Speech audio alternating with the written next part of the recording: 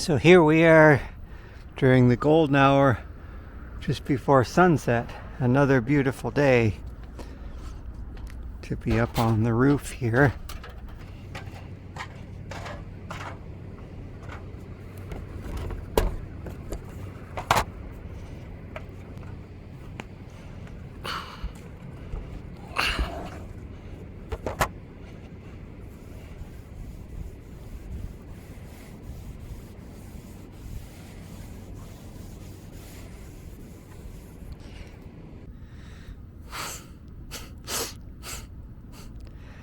Let's consider a fun typical example, like, if you're at a pool going for a swim, or you're at a lake, jumping off at a pool, you might jump off a platform. There's typically platforms that are 5 meters high and 10 meters high.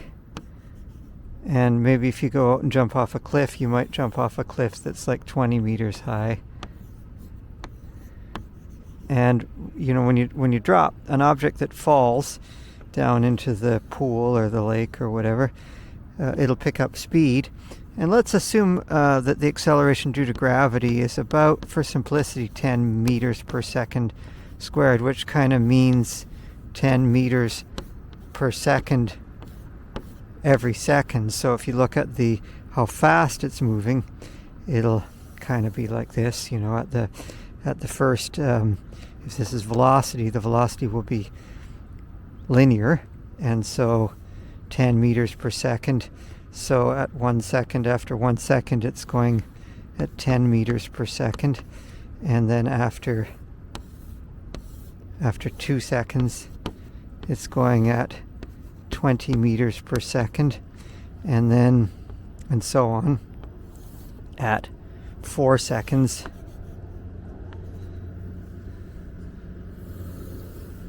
it'll be going 40 meters per second, and so on. And so if you look at after 1 second, it's gone 10 meters per second. So its average speed during that 1 second fall is 5 meters per second. So in 1 second, it will fall 5 meters. So if you jump from this 5 meter platform, you'll be in the air for 1 second.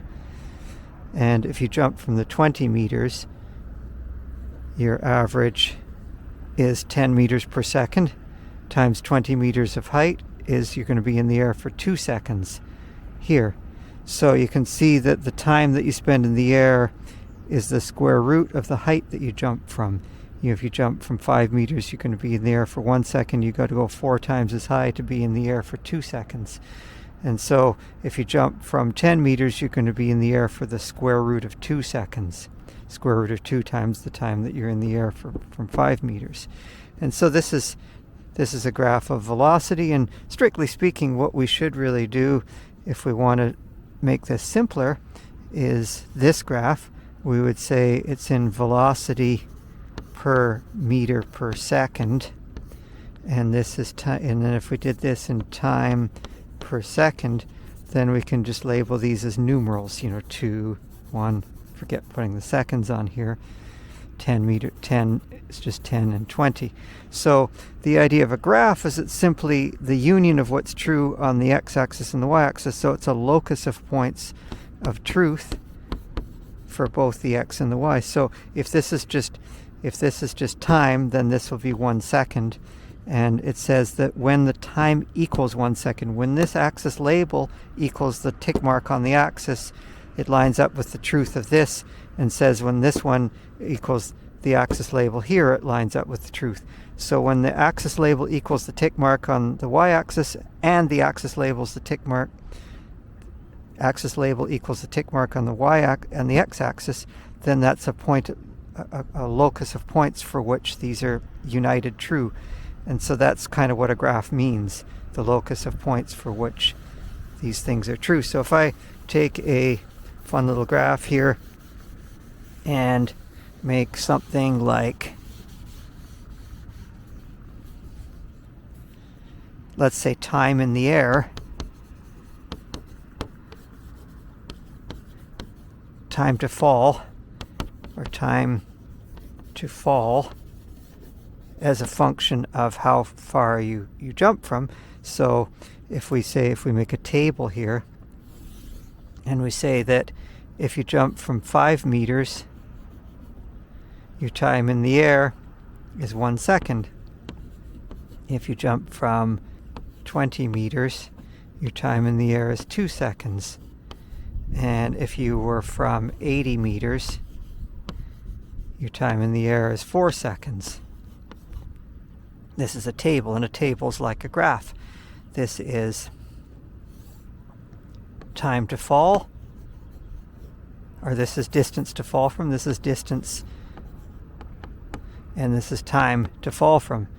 Now, if we made that in terms of, again, we'd go distance per meter versus time per second, then we could just use numerals here: 5, 20, 80, and 1, 2, and 4. And so a table like this is just a truth table. It's a table of true values. When this equals this, then this equals this. That is to say, when distance divided by meter equals 80, then time divided by second equals 4. And so if we were to plot that out as a graph,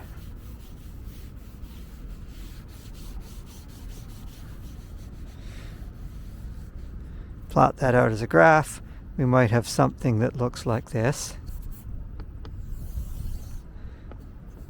We've got the distance that you're going to jump from, and say this is, we're going to go from 80, 40, 20, 10, and 5, and this is going to be distance per meter, and over here we're going to have time per second. And so if you are jumping from 80 meters, you can be in the air for 4 seconds. Hopefully you're a good jumper if you're going to jump from that distance. And if you jump from 20, you're going to be in the air for 2 seconds. And if you jump from 5, you're going to be in the air for 1 second. So this graph here passes through these points. It's basically just a square root function. Is the curve that passes through these points is the square root function. And so a graph means that whenever a particular axis label on, it's the locus of points for which, when this axis label is equal to this, when this tick mark is equal to this axis label, then the corresponding tick mark here is equal to this axis label.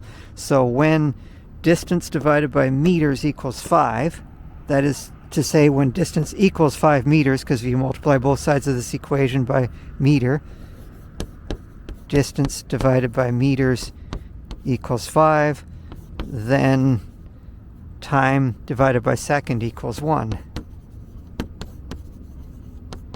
And we can take this equation and multiply both sides by meters.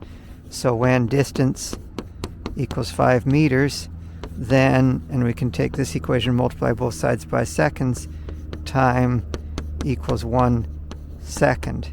And that's what we mean by this sort of graph theory, or quantigraph theory, is that we mean that the graph is the locus of points for which the tick marks correspond to the axis labels on both of the axes. And so this is the locus of points for which these two equations are simultaneously true.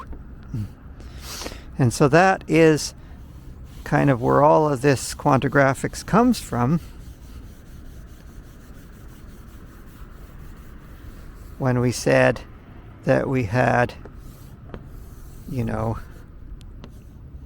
Q was Q0, K Q0, K squared Q0, K cubed Q0, and so on. And if we just, all we did there was we divided both sides by Q0, and then we had simply this is 1, or k to the 0, and this is just k, and this is k squared, k cubed, and so on. And so that was where we originally constructed this axis labeling, where we got k to the n equals q over q0 is our kind of quantigraphic index, sort of our index into how to solve these parametric equations.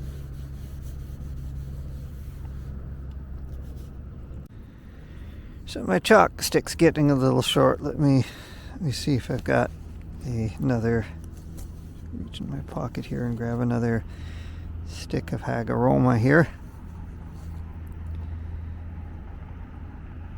So let's come up with a nice interesting problem here that sort of illustrates logarithms and graph theory, quantigraphs and logarithms. And I'll take as a simple example, suppose that we were on some moon. On the moon, the acceleration due to gravity is about 1/6 or something, maybe a little less. Let's suppose we were on some moon or planet where the acceleration due to gravity was about 1/5 of what it is on Earth. So suppose the acceleration due to gravity was, let's say g equals 2 meters per second squared, so that, if you were in the air, after your velocity per meters per second would be, your velocity is going to be, say, 2 meters per second after 1 second, and after 2 seconds it's going to be 4 meters per second.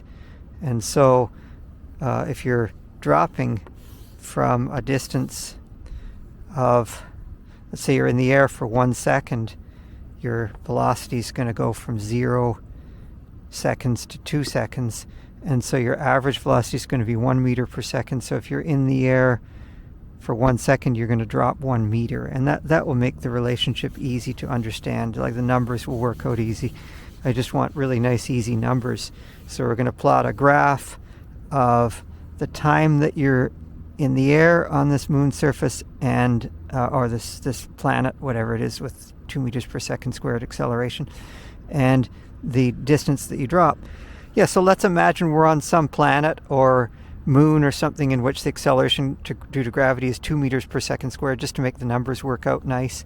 Then we can say that, let's say, x is the time per second that you're in the air, and y equals distance per meter that you're falling from or jumping from.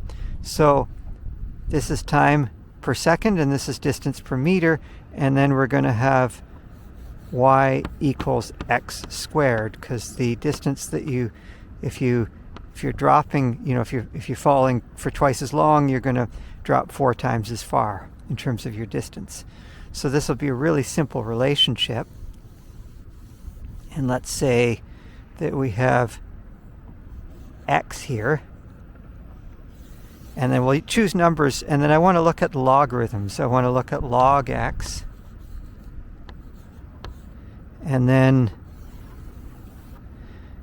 so let's choose numbers that are easy to compute log, and we're going to use log 2. Let's use log base 2 because that's an easy base as a logarithm to work with here. And we're going to go x is 1, 2, 4, 8, 16, 32, 64, let's say.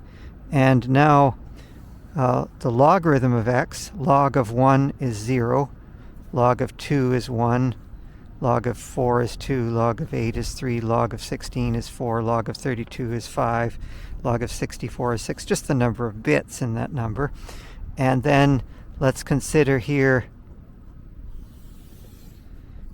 y, which is x squared, and this is going to be 1, 2 squared is 4, 16, 8 squared is 64, 16 squared is 256, 32 squared is 1024, and 64 squared is 4096. And then now let's look at log of y.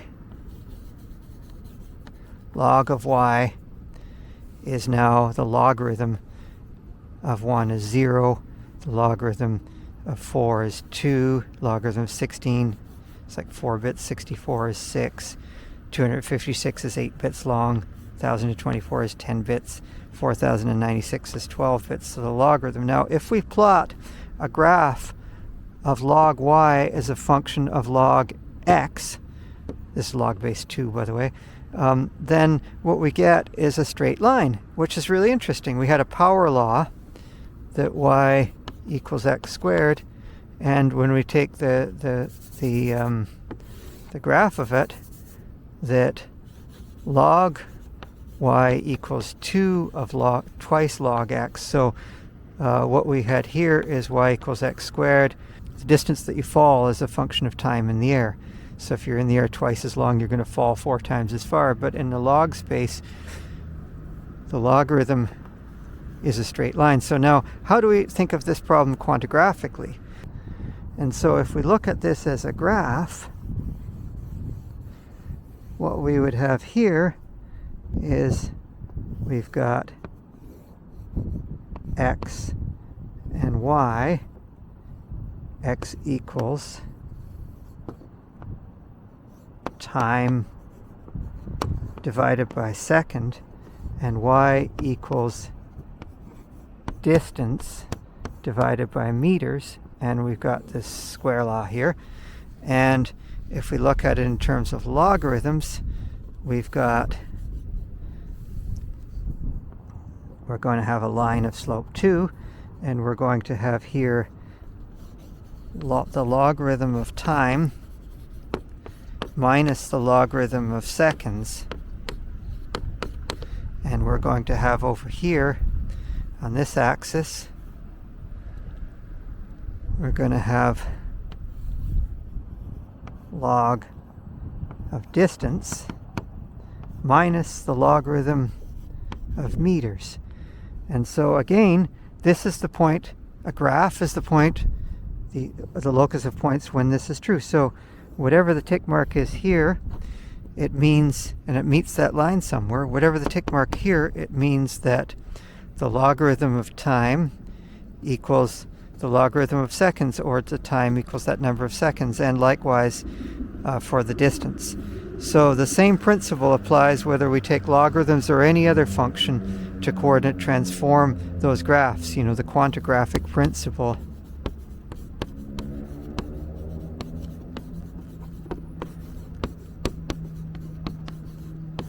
The quantigraphic principle continues to apply. And so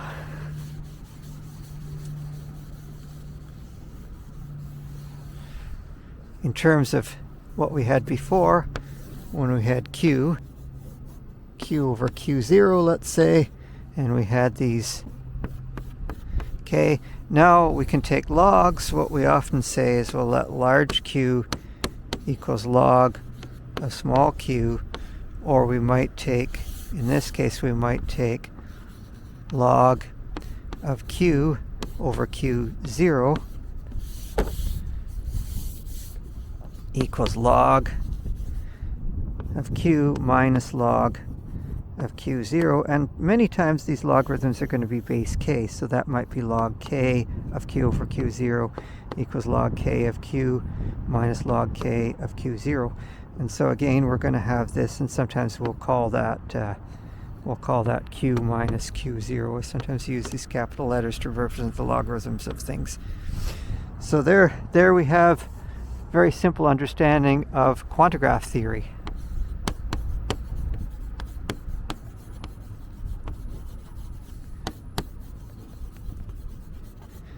On such a beautiful day as the sun sets. Another day here at the lab, enjoying comparametric equations.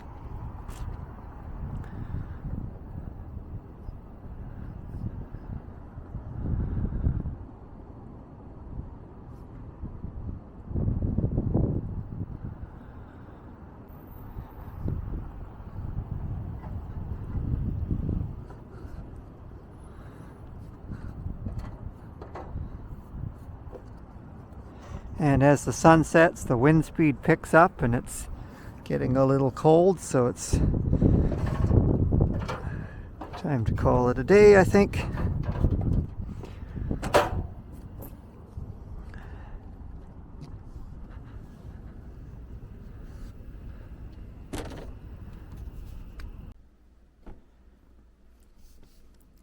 So it's getting kind of windy up on the roof, trying to hold onto this big chalkboard in the wind.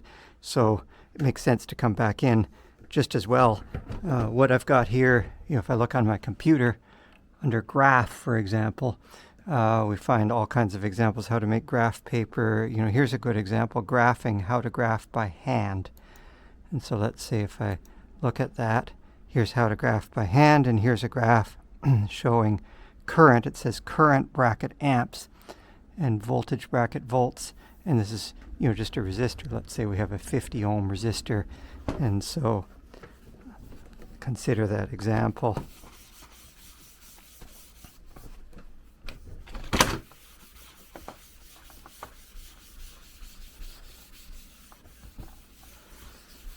And let's say we have a 50 ohm resistor, and what we saw there is we saw something like,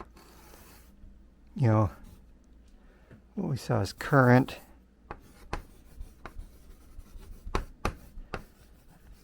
amps and voltage volts.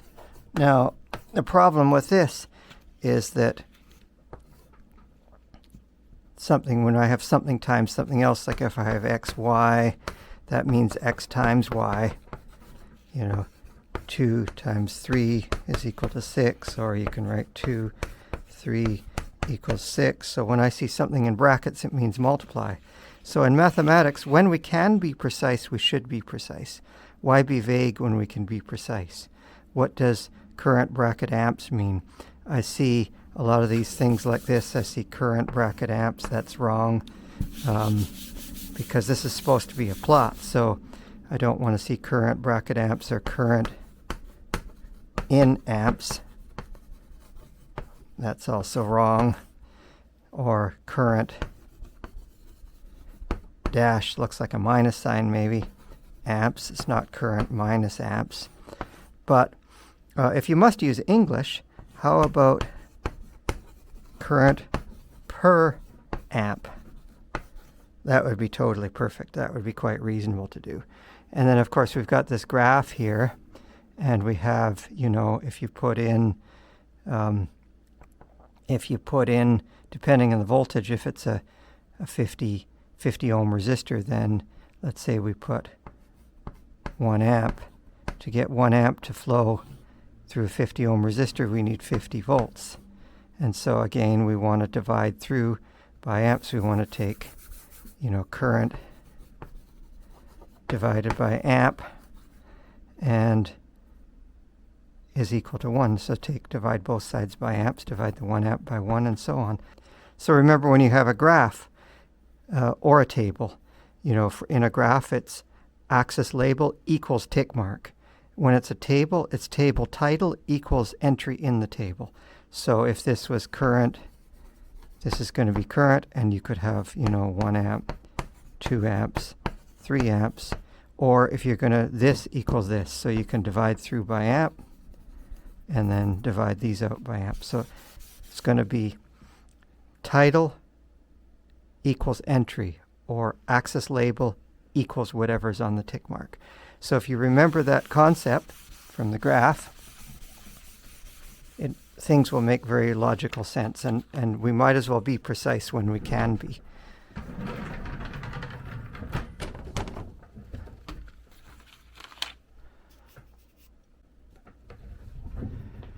So also consider plot. Here's, if I look up plot, graphing, there's an example of a plot. And here's the first thing that I see here is, again, Old Faithful eruptions. Distribution, eruption duration, bracket min, minutes. So that's eruption duration times minute. And waiting time, eruptions, bracket minute times minute. So if we want this to be dimensionless, it should really be duration divided by minutes and waiting time divided by minutes. So again, this is just another example.